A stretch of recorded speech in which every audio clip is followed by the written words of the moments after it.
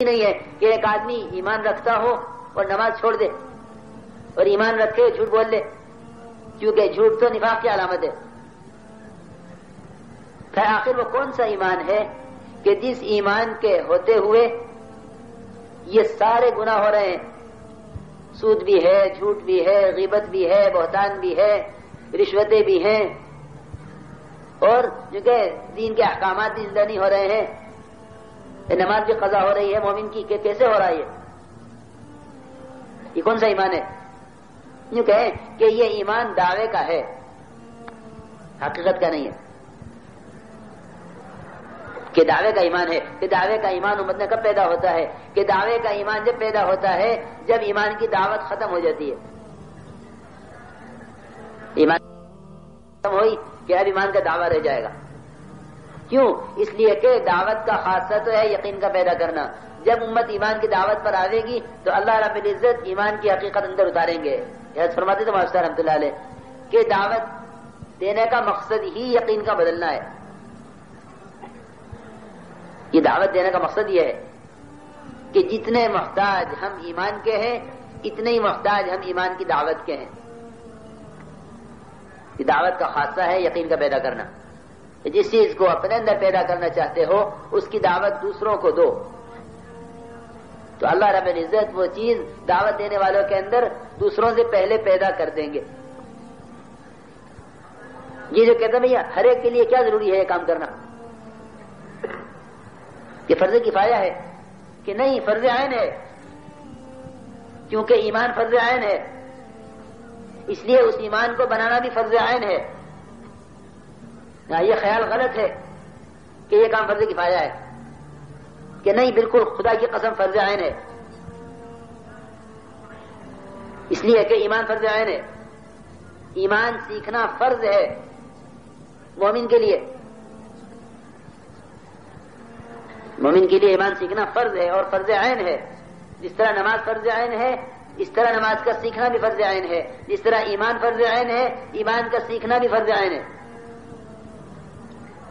جنہوں نے اس محنت کو فرض کفایہ سمجھا وہ بالکل وہ ناواقف ہے اس کام سے، ان میں ایمان کے بنانے کا فکر نہیں پیدا ہوا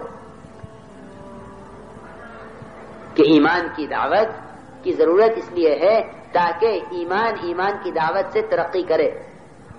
صحابہ کرام ایمان کی دعوت ایک دوسرے کو دیا کرتے تھے، مشرکین کو ایمان کی دعوت نہیں دیتے تھے، ایمان کی دعوت دیتے تھے ایمان والوں کو کہ آؤ بیٹھو تھوڑی دیر ایمان لے آویں۔ یہ جو روزانہ کی محنت ہے مسجد کی، اس مسجد کی آبادی کی محنت سے یہ چاہا جا رہا کہ ہر طبقے کے لوگوں کو ان کے ماحول سے نکال کر مسجد کے اندر ایمان کے حلقوں میں جوڑو، کہ ایمان کے حلقوں میں جنت کی، دوزخ کی، قبر کی، حشر کی، ملائکہ کی، اللہ کی قدرت کی، اس کی عظمت کی، اس کی بڑائی کی یہ باتیں ہوں، تاکہ اللہ کے غیبی نظام کا یقین آوے اس کے تذکروں سے اور ظاہر کا یقین ٹوٹے اس کے تذکروں کو چھوڑ کر، کہ باطل نہیں مرتا یہ تو اس کے تذکرے نہ چھوڑے جائیں، کہ باطل ہے کیا، کہ باطل کسے کہیں کہ جو کچھ اللہ کے ذکر کے سوا ہے سب باطل ہے، سب باطل ہے جو اللہ کے ذکر کے سوا ہے، کہ وہ اتنی غفلت پیدا کرے گا اللہ کا غیر کہ وہ اللہ کے حکموں پر چلنے میں رکاوٹ بنے گا۔ اس لیے میرے بزرگوں عزیز دوستو، سب سے پہلا بنیادی کام جو ہم سب کا ہے وہ یہ ہے کہ ہم وہ یقین سیکھیں جو یقین ہمیں اللہ کے حکموں پر ڈال دے، اللہ کی اطاعت پر چلاوے اور اعمال اس ایمان سے اندر کا تقاضا بنے۔ پہلا کام اس کے لیے یہ ہے کہ ہم اپنے یقینوں کو درست کرنے کے لیے دوسروں کو ایمان کی دعوت دیں گے۔ یہ ہمارا پہلا کام ہے۔ بلکہ حضرت فرماتے تھے مولانا صاحب رحمۃ اللہ علیہ کہ اگر میں اس کام کا کوئی نام رکھتا تو تحریک ایمان اس کا نام رکھتا، کہ اپنے ایمان کو حرکت دینے کے لیے، اپنے ایمان کے اندر قوت پیدا کرنے کے لیے دوسروں کو ایمان کی دعوت۔ ایمان کی دعوت میں کیا ہے کہ ایمان کی دعوت میں اللہ کی قدرت کا، اللہ کی بڑائی کا، کہ اللہ کی قدرت کا تعارف کرانا ہے، اس کی بڑائی کو بیان کرنا ہے تاکہ اس کی قدرت کا یقین دل میں اترے اور اس کی بڑائی دل میں اتر کر اس کے غیر کی بڑائی دل سے نکلے۔ یہ مقصد ہے. تو سب سے پہلے اپنے آپ کو ایمان کی دعوت کا خود محتاج بناؤ کہ دعوت تو خود داعی کی اپنی ذات کے لیے ہے. یہ تو غلط فہمی پیدا ہو گئی مسلمانوں میں کہ دعوت غیروں کے لیے ہے. تو جماعت جاوے تو لوگ کہیں لو مسلمان کہ لو بھائی مسلمان کو دعوت دینے آئے کہ جاؤ غیروں کو دعوت دو. کہ ایمان کی دعوت ایمان والوں کے لیے. یا ایھا الذین آمنوا آمنوا، ایمان والو ایمان لاؤ. اور اسلام کی دعوت غیروں کے لیے، اسلموا تسلموا، اسلام لے آؤ محفوظ ہو جاؤ گے.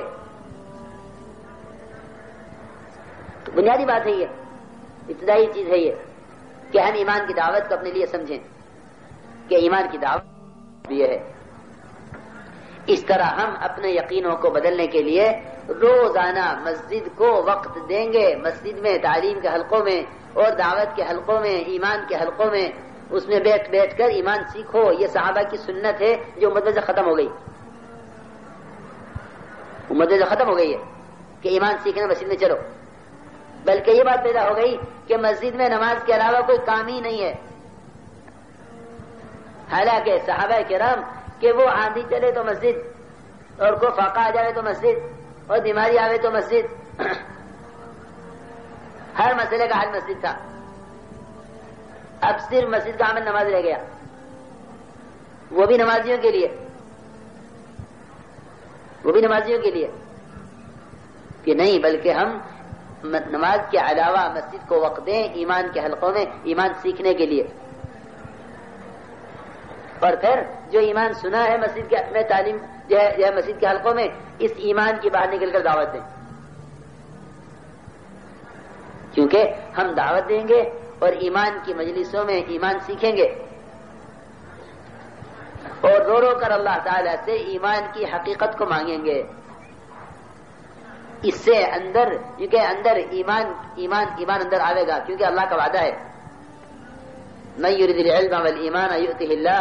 یوں آتا ہے روایت میں کہ جو علم اور ایمان چاہیں گے ہم انہیں ضرور دیں گے. اللہ تعالیٰ وعدہ کرتے ہیں من یرید العلم والایمان یؤتہ اللہ، کہ جو علم اور ایمان چاہیں گے کہ اللہ انہیں علم اور ایمان سے نوازیں گے. اس لیے میرے بزرگوں، دوستو، عزیزوں، پہلا کام یہ ہے کہ ہم ایمان کی دعوت کا اپنا آپ کو محتاج بنائیں کہ ہاں ہم ایمان کی دعوت دیں گے. کرنے والی ذات اللہ کی ہے.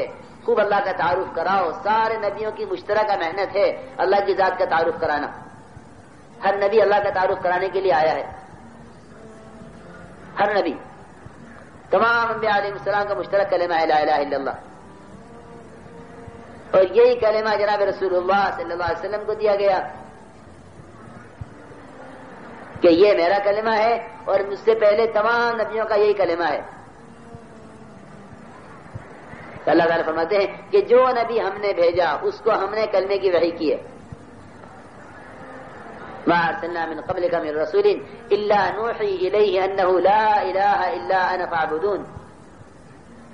تو جو کام نبیوں میں منتقل ہوتا آ رہا تھا کہ وہ کام امت کے ذمہ آ گیا.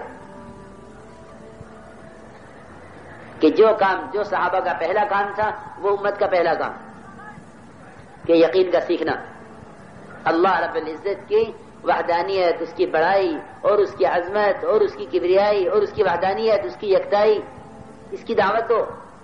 ورنہ جب اللہ کی دعوت، اللہ کی وحدانیت کی دعوت نہیں دی جائے گی تو ایمان والوں میں دوسرے خدا پیدا ہوں گے.